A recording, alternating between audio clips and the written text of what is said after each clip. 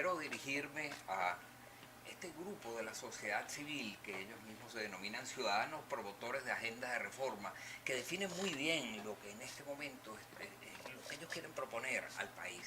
Y en este caso en particular lo que quieren proponer a Anzoátegui, es una organización que se llama Anzoátegui Futuro, y así es la publicación que en este momento ha llegado a mis manos.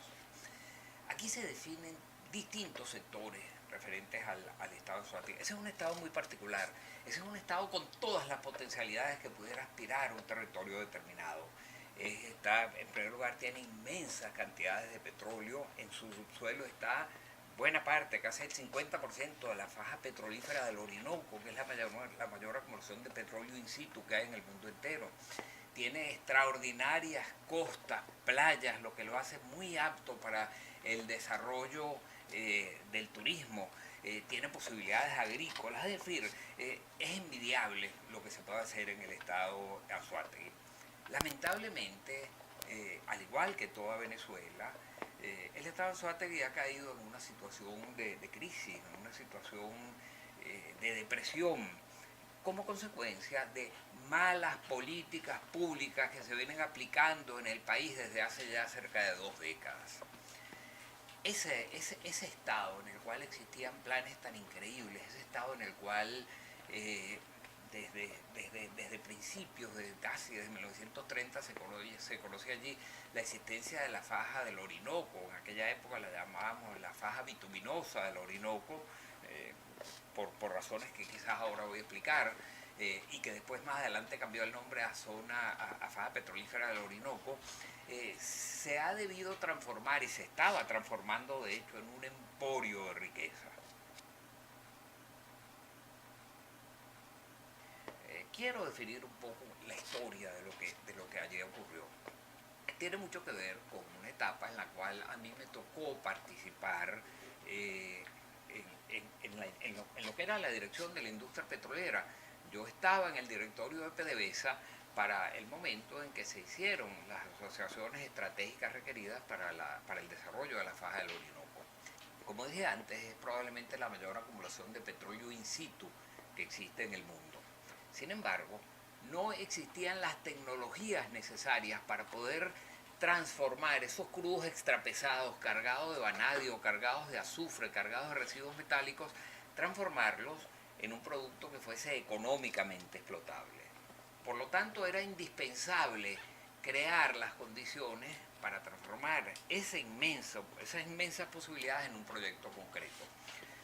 Cuando surge la apertura petrolera, lo primero que se hizo fue llamar a todas las empresas especializadas en este tema en el mundo y proponerles que se incorporaran a este proyecto. Formó parte de lo que se llamó las asociaciones estratégicas en la parte de la apertura petrolera.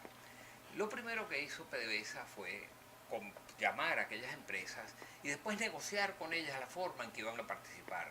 Lo primero que se les pidió es que tenían que desarrollar una tecnología para poder transformar aquel potencial de riqueza en una riqueza concreta. Y para eso se combinó con ellos en unos contratos, en unos proyectos, en unas asociaciones junto con PDVSA, en el cual se les iba a rebajar la regalía, que en un primer momento era, de acuerdo con la ley de hidrocarburos vigente para la época, del 16,2%, se le iba a rebajar al 1% durante un número determinado de años, para atraerlos a que ellos hicieran las inversiones necesarias para desarrollar esta tecnología. El compromiso es que una vez que entrasen en fase comercial, ellos iban a pasar otra vez a pagar la regalía normal de 16,2% más los impuestos que correspondiesen. Hubo bastante entusiasmo por parte de aquellas empresas transnacionales que vinieron al país. Se formaron 4 grandes asociaciones estratégicas, llevaban el nombre de Cerro Negro, Petrosuata, Sincor y Amaca. Son las mismas que actualmente existen, simplemente que en este modelo político actual se les cambió el nombre por otros nombres patrióticos, pero que en realidad son las mismas asociaciones iniciales. Con gran entusiasmo estas empresas empezaron cada una a desarrollar su propia tecnología, y cada una desarrolló proyectos de características diferentes. Y así surgen las plantas mejoradoras de crudo. No se trataba solamente de poder producir aquel crudo. Era un crudo extrapesado, muy difícil de transportarlo incluso por oleoductos, porque era muy denso, era muy pesado. Había que calentar aquellos crudos para que pudiesen pasar por oleoductos, había que llevarle a las plantas en José, a estas 4 grandes plantas transformadoras, mejoradoras de crudo, y allí a través de 4 procesos diferentes se les transformaba en crudos sintéticos de altísimo valor en los mercados internacionales. En algunos de los casos, esos crudos sintéticos eran procesados inicialmente aquí en Venezuela, en José, y después se enviaban hacia los Estados Unidos, donde en otra planta, en asociación con Exxon, le dábamos el procesamiento final. Y en esa planta, en los Estados Unidos, PDVSA también estaba asociada. De manera que aquel enorme potencial de riqueza se transformó probablemente en el proyecto más importante con respecto a la economía venezolana. Empezaron las grandes inversiones, en conjunto se estimaba una inversión cercana a los 13 o 14 mil millones de dólares, a través del cual se iba no solo a desarrollar la producción, sino después transportarla y después llevarla hasta las plantas mejoradoras de crudo y venderla en los mercados. El proyecto inició con altísimas potencialidades. En el proceso, en el camino, surgieron trabas de carácter político. Llega un proyecto político al país que no le gustaba la apertura petrolera, que hizo lo indecible por paralizar las distintas inversiones que formaban parte de la apertura petrolera, le pidió a aquel gobernante, a la Corte Suprema de Justicia, que anulara todo lo actuado en la apertura petrolera, y la Corte Suprema de Justicia le dijo que eso no se podía anular por esa vía, sencillamente porque se habían cumplido todos los extremos legales. Y por lo tanto tuvieron que seguir adelante.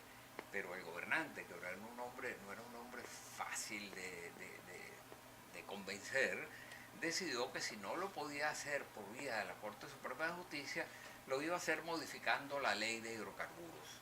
Y modificó la ley de hidrocarburos de forma tal de que tomó el control absoluto de aquellas empresas. Se comprometió a que el Estado iba a tener ahora una participación mayor de la que antes tenía, pero por supuesto eso obligaba al Estado también a hacer inversiones mayores de las que inicialmente estaban previstas, y lamentablemente en el camino el Estado no hizo esas inversiones en la forma prevista, y de alguna manera aquellos proyectos que se iniciaron con tanto vigor hoy en día probablemente han entrado en una fase de declive, porque fundamentalmente el Estado no cumplió con su parte de los compromisos. Hoy en día, de esas 4 plantas mejoradoras de crudo, que como antes dije, simplemente les cambiaron el nombre, vemos que 2 de ellas no están operando, otras tienen problemas y hay la posibilidad incluso de que algunas cierren.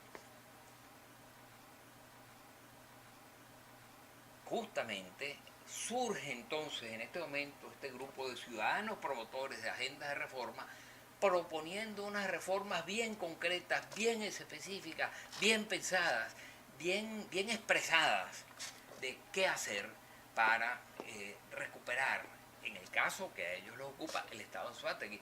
Ese estado maravilloso que, como antes le dije, tiene un potencial gigantesco de crecimiento, pero prácticamente todas las reformas que ellos proponen para el estado Anzoátegui se pueden aplicables a las características de cada territorio en todo el país.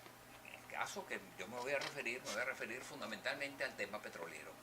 Hay que recuperar la industria petrolera. Se requieren inmensas inversiones para recuperar la industria petrolera. Y esto nos pone entonces en una circunstancia muy particular que hay que analizar. El Estado no cuenta con los recursos necesarios para realizar las inversiones que se requieren para reactivar el petróleo. Si nosotros no hacemos esas inversiones, lo que va a terminar ocurriendo es que esa inmensa riqueza se va a quedar para siempre en el subsuelo.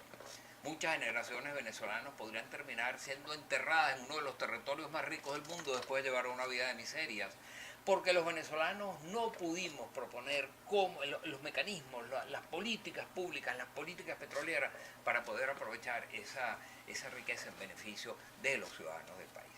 Tenemos que empezar por ver, uno, cómo vamos a realizar esas inversiones. Mi impresión particular es que lo que se ha hecho durante los últimos 20 años acabó con lo que pudo ser un sueño, el sueño de la nacionalización.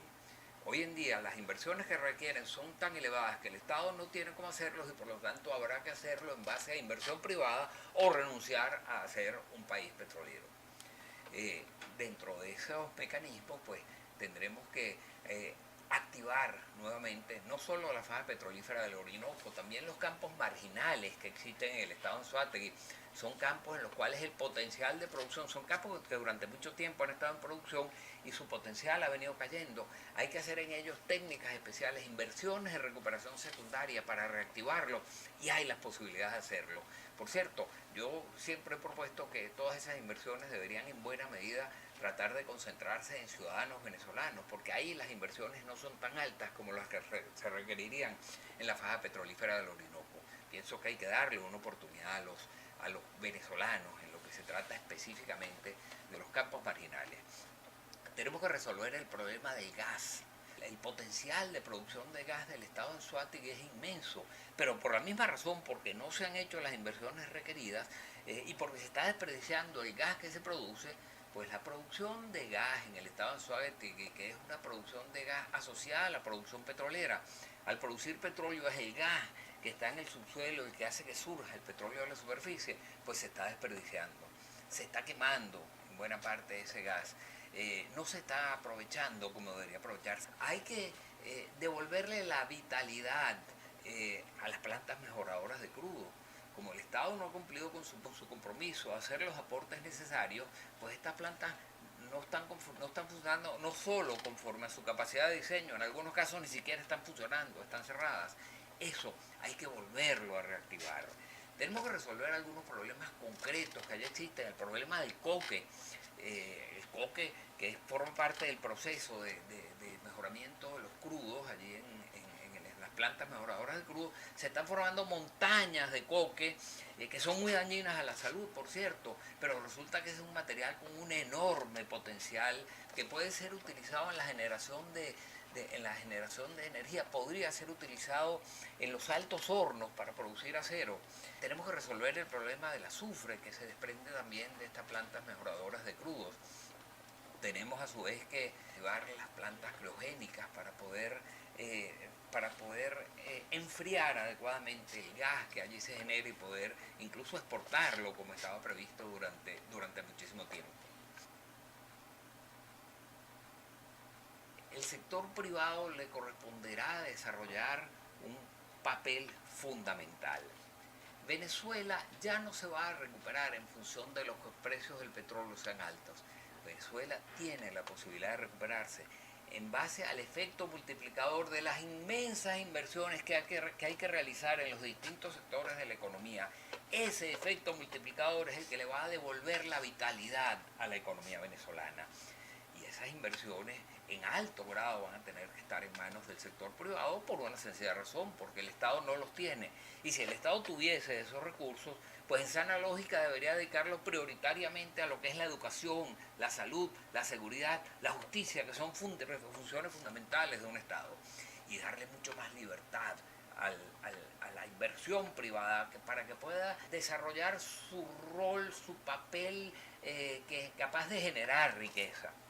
Necesitamos en medio de este nuevo esquema, este nuevo modelo político que va a tener que desarrollarse en Venezuela, necesitamos devolver la seguridad jurídica para atraer a las inversiones necesarias que van a ser indispensables, pero necesitamos también respetar la propiedad privada. El respeto a la propiedad privada es indispensable para que vengan las inversiones que vamos a necesitar para poder sacar adelante al país.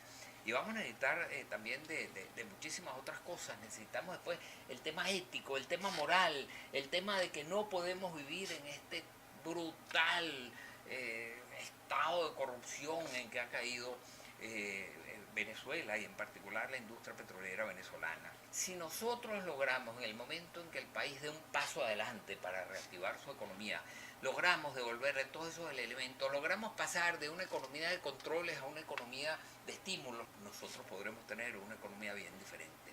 Y al petróleo le va a tocar recuperar ese inmenso rol que desempeñó en la economía venezolana, quizás bajo condiciones diferentes.